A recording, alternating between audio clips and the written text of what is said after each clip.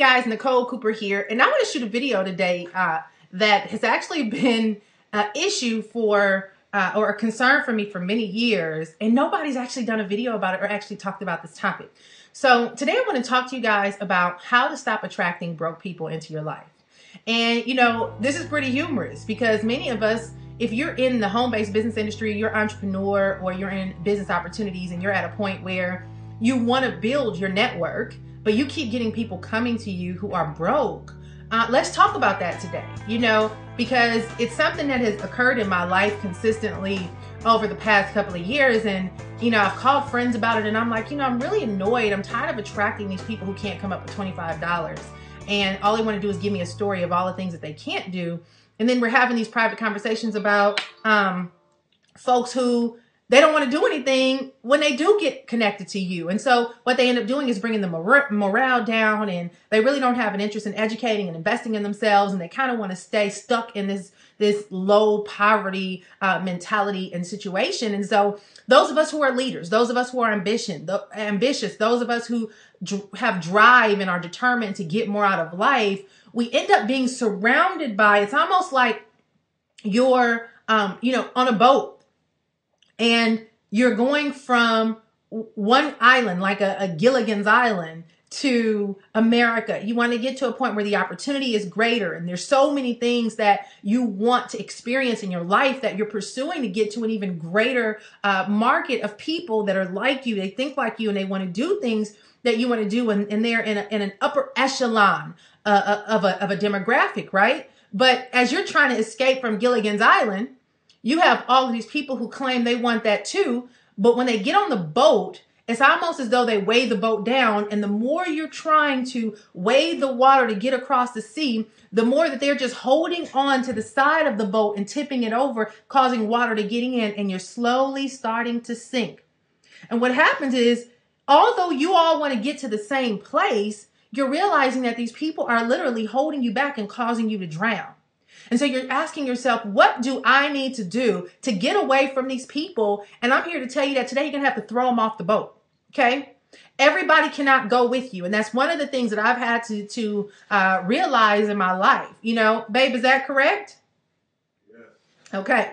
You know, me and my husband have been talking, and this has been an issue for me for years because I kept saying, you know, I'm somebody that has invested $3,000 into a 2-day weekend event because I want so much out of life. Why is it that I'm attracting these people who can't come up with $25, or when you start working with them and they spent their last $25, all of a sudden they want to blame you for everything, kick and scream, and they become basically people who torment your life. They become those folks holding on to the edge of the boat, and they're tipping you over and letting water in, and you're slowly finding that you're drowning. So today, guys, is going to be your breakthrough moment. Today, we're throwing them off the boat. Today, we're going to begin to attract a different breed of people in our life who not only want to get on the boat and go with us, but they're willing to take their sticks and they're willing to help row. They're going to come. They're not going to complain and talk about, I'm tired, my arm hurts, it's taking too long, how much longer, are we there yet? We don't want those people on the boat. We want the people who are going to say, let's synchronize this thing. Everybody, let's row together. And you begin to do everything in motion as a team. So let's talk about what it takes to begin to change the demographic of people that you attract in your life, okay? Now, this is a totally impromptu video.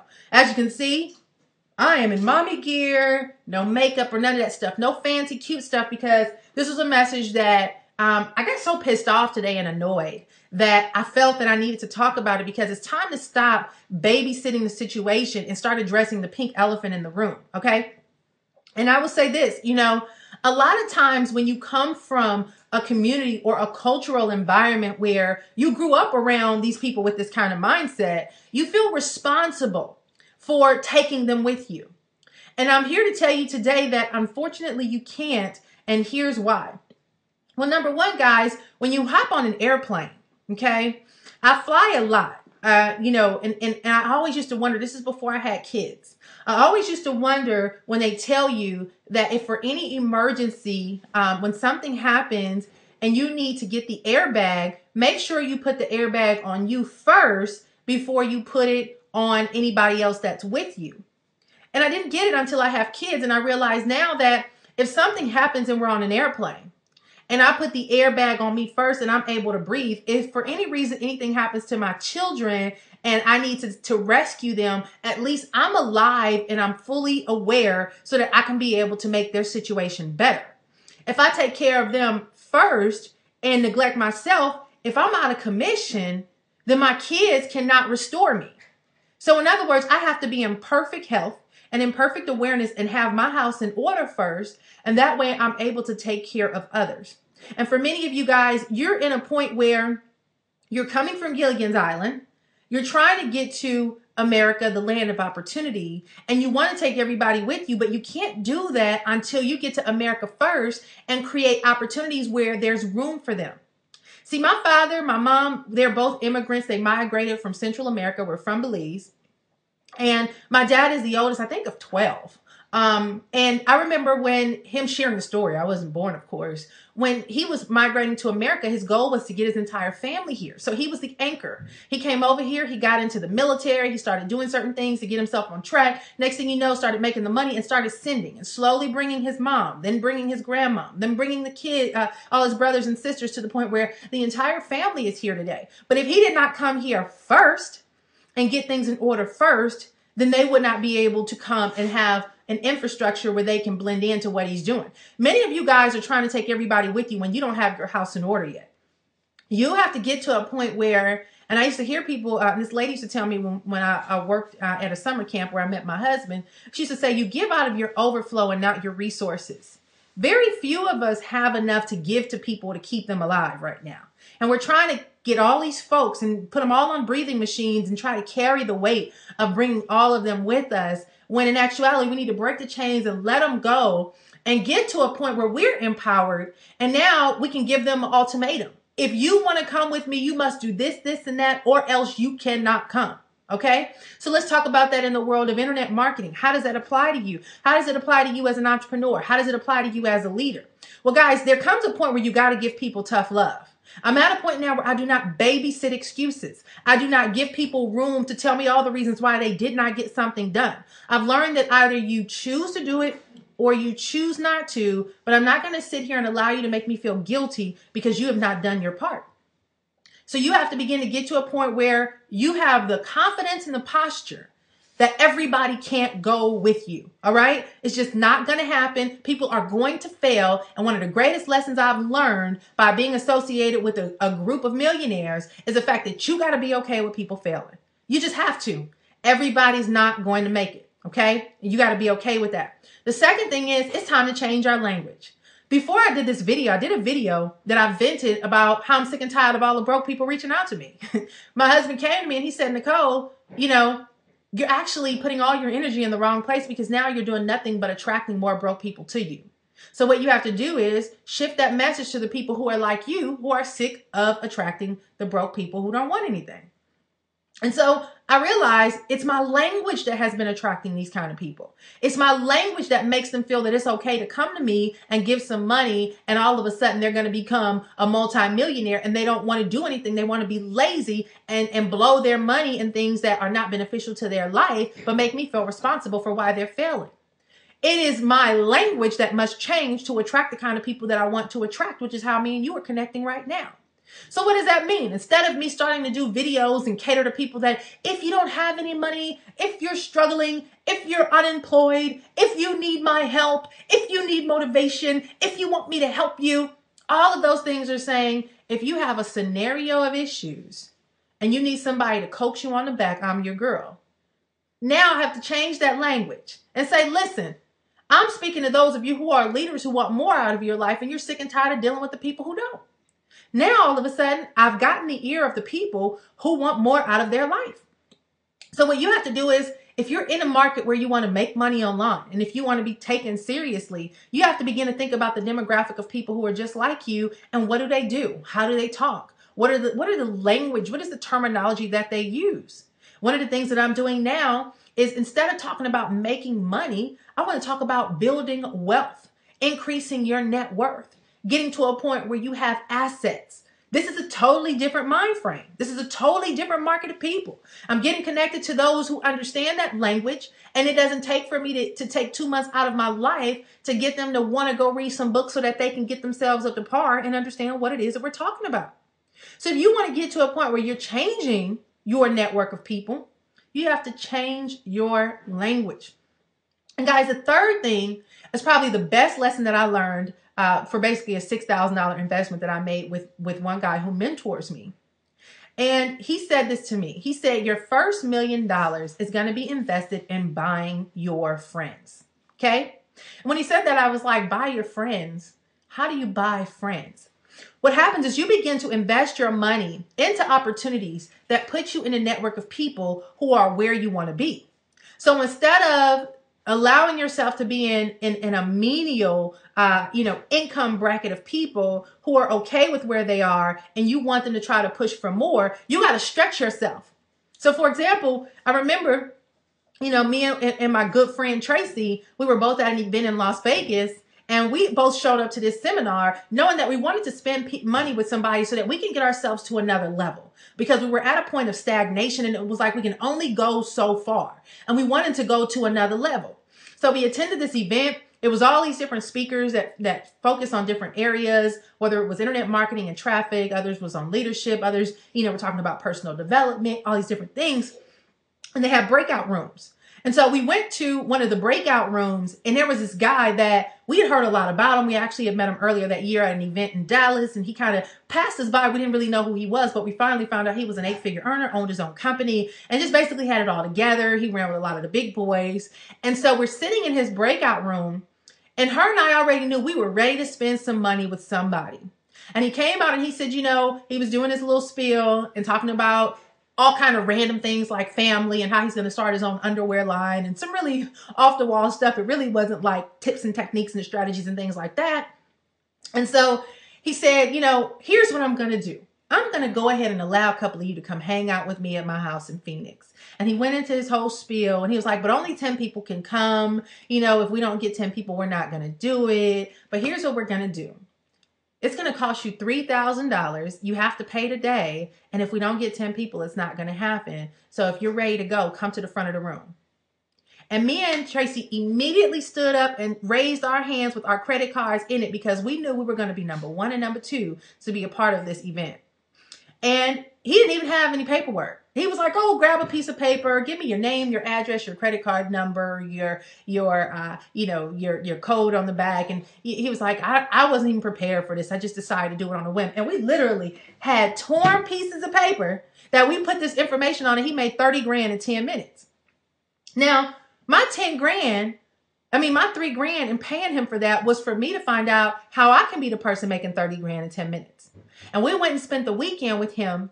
And one of the best lessons that I learned was, Nicole, stop thinking like a 6-figure earner and start thinking like a 7-figure earner. And then secondly, he talked about changing your language, because you're attracting all these issues because of how you speak.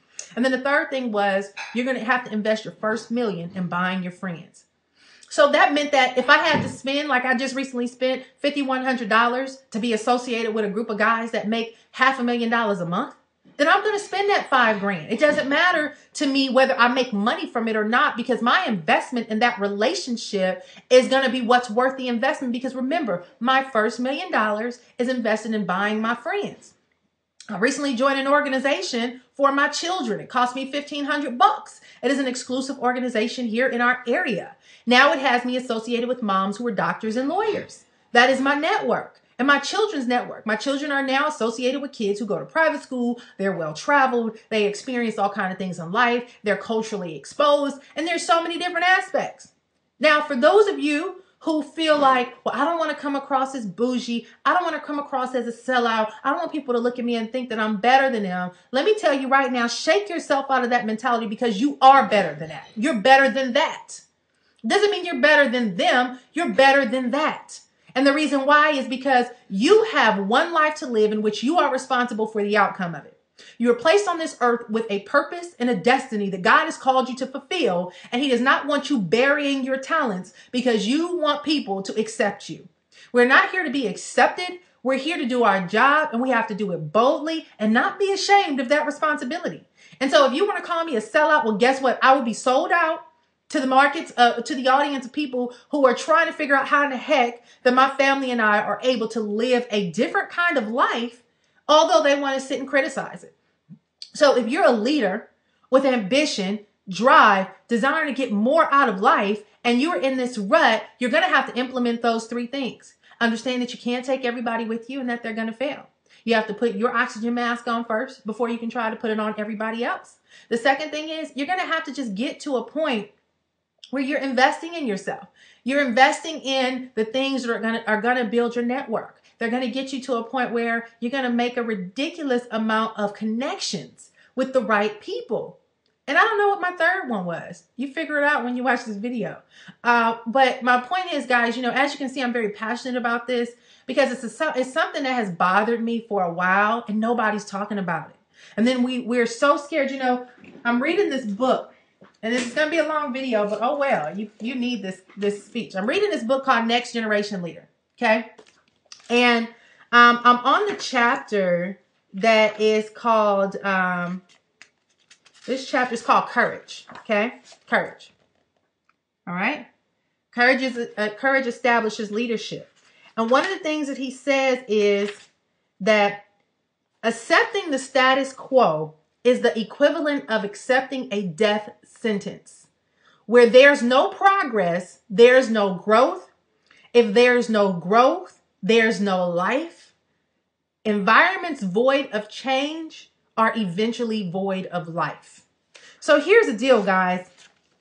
In order to be successful, in order to get to a point where you separate yourself as a leader and you get above the status quo and you stop allowing yourself to be in an environment of people that want you to feel sorry for them, they want to keep giving you the same old nonsense about how bad things are and how hard times are and how this happened and that happened and they're forever playing the victim, you're going to need the courage to stand up as a leader and say, what you're saying is unacceptable, and unless you're willing to change it, I have no interest in sitting around with you and talking about how bad things are. Oh, the third point was change your language.